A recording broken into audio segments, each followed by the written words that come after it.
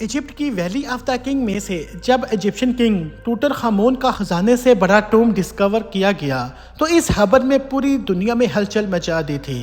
26 fit پہاڑ کے اندر چھپا ہوا یہ ٹوم 3000 سالوں میں پہلی بار کھولا گیا تھا، جس کے اندر لاتعداد خزانے اور کنگ ٹوٹر خامون کی ممی بھی موجود تھی۔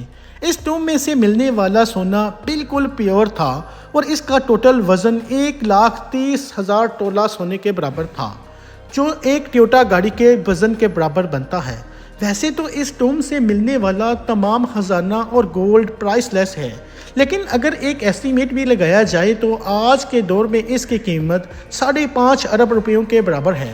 دوستو، یہ ٹوم ڈسکور ہونے کے بعد آرکیالوجسٹ یہ دیکھ کر پریشان تھے کہ آج کے ماڈرن دور میں بھی اتنا زیادہ سونا پہاڑوں سے ڈھونڈنے اور نکالنے میں ایک مائننگ کمپنی کو کم سے کم 10 سال لگ جاتے ہیں۔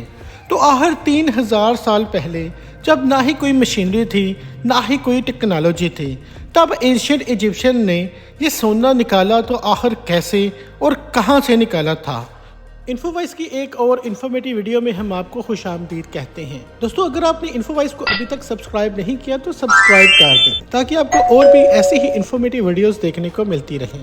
French gold expert Thomas washer اپنی ٹیم کے ساتھ اس مشکل ترین چیلنج کا راز جاننے کے لیے میدان میں اتر آئے۔ سب سے پہلے تھامس نے ملنے والے سونے کو کئی سالوں تک اچھی طرح اسٹڈی کیا اور اس کی کمپوزیشن مختلف جگہوں سے نکلنے والے گولڈ سے کمپیئر کی۔ کئی سالوں کے بعد آخر کار تھامس اور اس کی ٹیم کو یہ تو معلوم پڑ چکا تھا کہ ٹوٹر خامون کی ٹوم سے نکلنے والا سونا بھی کنگز ویلی کے آس پاس کے پہاڑوں سے ہی نکالا گیا تھا۔ اب چیلنج یہ تھا کہ وہ پہاڑ ڈھونڈنے کا جہاں سے اینشینٹ مائنر اتنا زیادہ سونا نکالا کرتے تھے، لیکن یہ ٹاسک کوئی ہلکا پھلکا ٹاسک نہیں تھا۔ کنگز ویلی کے ارد گرد ہزاروں پہاڑ موجود ہیں اور یہ جاننا کہ سونا کون سے پہاڑ سے نکالا جاتا تھا، یہ واقعی ایک انتہائی مشکل ترین کام تھا۔ French gold expert Thomas washer اپنے ایک آرکیولوجسٹ دوست کے ساتھ مل کر کنگز ویلی سے 80 کلومیٹر دور ایک صحرا میں پہنچ گئے، کیونکہ اس ڈیزرٹ میں کئی ایسے پتھر موجود ہیں جن کے اندر سونے کے ذرات چھپے ہیں۔ اسی وجہ سے ان کا ماننا تھا کہ اگر ٹوٹن خامون کی ٹوم سے ملنے والا سونا بھی اسی ڈیزرٹ سے نکالا گیا تھا تو یہاں مائننگ آپریشن کے کوئی نہ کوئی نشانات ضرور ملیں گے۔ یہ صحرا 1,36,000 اسکوائر کلومیٹر تک پھیلا ہوا ہے، جہاں گرمی اور پانی کی شارٹیج کی وجہ سے زندگی نہ ہونے کے برابر ہے۔ تھامس کا ماننا تھا کہ اتنا زیادہ سونا اگر اسی صحرا سے کسی پہاڑ سے نکالا گیا تھا تو ظاہر ہے اس میں کافی زیادہ مین پاور بھی لگی ہوگی۔ تھامس اور اس کا ساتھی اسی کھوج میں صحرا کے اندر جاتے رہے۔ اس بنجر صحرا میں کئی گھنٹوں تک سفر کرنے کے بعد کافی اندر جانے کے بعد ایک پہاڑ کے نیچے ایک عجیب منظر دیکھنے کو ملا۔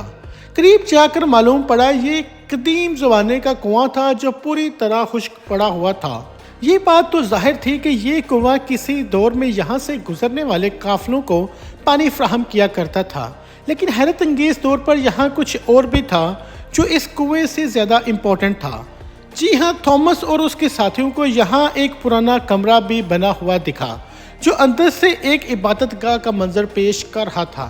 اس کمرے کی دیواروں اور چھت پر کافی محنت سے پتھروں پر کارونگ کر کے پینٹنگز بھی بنائی گئی تھیں۔ جب اس ہارڈ ورک کو غور سے دیکھا گیا تو اس میں ایک ایسا راز چھپا تھا جس کو دیکھ کر یقین کرنا مشکل تھا۔ تھامس کے ساتھ آیا دوست جو کہ ایک آرکیالوجسٹ تھا، اس نے بتایا کہ اس پینٹنگ میں وہی راز چھپا ہے جس کی تلاش میں ہم لوگ نکلے ہیں۔ پینٹنگ میں ظاہر تھا کہ صحرا میں بنا یہ کنواں اور ریسٹ روم اس صحرا کا سب سے پہلا سٹاپ ہے جہاں پر اینشینٹ گولڈ مائنرز آرام کیا کرتے تھے۔ اینشینٹ انجینئرز نے گولڈ مائنز تک جانے کے لیے کنویں اور ریسٹ ایریاز کا ایک نیٹ ورک بنایا ہوا تھا۔ ایک اندازے کے مطابق ہر ایک ریسٹ ایریا 70 سے 80 کلومیٹر کے فاصلے پر بنا ہوا ہے، اور ایک ریسٹ ایریا سے دوسرے ریسٹ ایریا میں پہنچنے کے لیے مائنرز کی ٹیم کو کئی دن لگ جاتے ہوں گے۔ جہاں اس ریسٹ ایریا سے ملنے والی انفارمیشن سے تھامر اور اس کا ساتھی بہت خوش بھی ہوئے، وہیں دوسری طرف ان کو یہ بھی معلوم پڑ گیا تھا کہ ایسے کئی سٹاپس تک ان کو مزید ٹریول کرنا پڑے گا، کیونکہ جس منزل تک پہنچنے کے لیے تھامس کئی سالوں تک انتظار کر رہا تھا اب وہ منزل بہت زیادہ قریب تھی۔ اسی وجہ سے انہوں نے صحرا کی گہرائی میں جانے کا فیصلہ کیا۔ بنجر صحرا میں ایک کے بعد دوسرا ریسٹ ایریا آتا رہا، لیکن گولڈ مائن جیسی کوئی چیز نظر نہیں آئی۔ آخر کار پورے 2 دنوں کے بعد تھامس کو ایک پہاڑ کے کنارے ڈھیر سارے پتھر دکھائی دیے۔ دیکھنے میں تو یہ ایک نارمل سین تھا، لیکن تھامس کا ماننا تھا کہ یہ جگہ اینشینٹ گولڈ مائنرز کا کیمپ لگتی ہے، اور ہوا بھی کچھ ایسا ہی۔ جی ہاں، اس جگہ پر پتھروں سے بنے کچھ ایسے ٹولز ملے جن کی مدد سے پتھروں کو توڑ کر ان کے اندر سے سونا نکالا جاتا تھا۔ یہ پتھر جو دکھنے میں ایک نارمل پتھر لگتا ہے، اس کو اس ٹول کی مدد سے توڑ کر کرش کیا جاتا تھا، اور پھر اس کرش میں سے سونے کے ذرات کو الگ کیا جاتا تھا۔ جب اس جگہ مزید سرچنگ کی گئی تو یہاں گولڈ مائننگ کے کئی ٹول زمین پر پڑے دکھائی دیے۔ کیونکہ تھامس کو اینشینٹ گولڈ مائننگ ٹیکنیک کے بارے میں کافی زیادہ جانکاری تھی، اسی وجہ سے اس کا ماننا تھا کہ اینشینٹ مائنرز ان پہاڑوں کو کھود کر ان میں ٹنل بنایا کرتے تھے۔ ان ٹنل میں خاص قسم کے پتھر ڈھونڈ کر ان کو ان مائننگ کیمپ پر لایا جاتا تھا جہاں وہ اس وقت موجود ہیں۔ مائننگ کیمپ میں موجود مائنرز کی دوسری ٹیم پتھروں کو کرش کر کے ان میں سے سونا نکالتی تھی، اور پھر سونا کنگز ویلی پہنچایا جاتا تھا۔ تھامس کو ایک اینشینٹ گولڈ مائننگ کیمپ تو مل گیا تھا، لیکن افسوس اس بات کا تھا کہ جن ٹنلز کی وہ بات کر رہا تھا، ایسا ایک بھی ٹنل اس کو دکھائی نہ دیا۔ شاید ہزاروں سال پہلے کھودے گئے ٹنلز کمزور تھے، اور ارتھ کویک کی وجہ سے وہ کلیپس ہو چکے تھے۔ ایکسپرٹس کا ماننا ہے کہ گولڈ مائننگ کا یہ طریقہ بہت ہی زیادہ مشکل ہے۔ اگر اس دور میں 100 لوگ ایک ہفتے تک گولڈ مائننگ کا کام کرتے ہوں گے تو اس میں سے وہ صرف 1 سپون گولڈ کا ہی نکالتے ہوں گے۔ یعنی یہ کہنا بالکل غلط نہیں ہوگا کہ ٹوٹن خامون کی ٹوم سے ملنے والا گولڈ مائن کرنے میں ہزاروں اینشینٹ مائنرز ایک ہی وقت میں کام کرتے تھے، لیکن پھر بھی ان کو یہ ٹاسک کمپلیٹ کرنے میں کئی سال لگے ہوں گے۔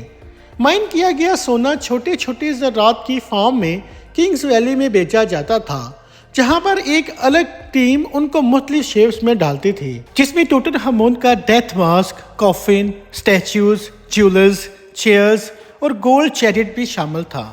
1922 میں جب ہاورڈ کارٹر نے یہ ٹوم ڈسکور کیا تھا، تب اس میں 5000 مختلف قسم کی چیزیں موجود تھیں۔ ان تمام چیزوں کا کیٹلاگ بنانے میں ہی برٹش آرکیالوجسٹ کو پورے 10 سال لگ گئے تھے۔ دوستو، امید کرتا ہوں آپ کو انفو وائس کی یہ انفارمیشن پسند آئی ہوگی۔ بھرپور لائک اور شیئر کریں گے، اور اپنی رائے کمنٹ سیکشن میں ضرور دیں گے۔ میں ملتا ہوں آپ کو ایک ایسی ہی انفارمیٹیو ویڈیو کے ساتھ، تب تک خدا حافظ۔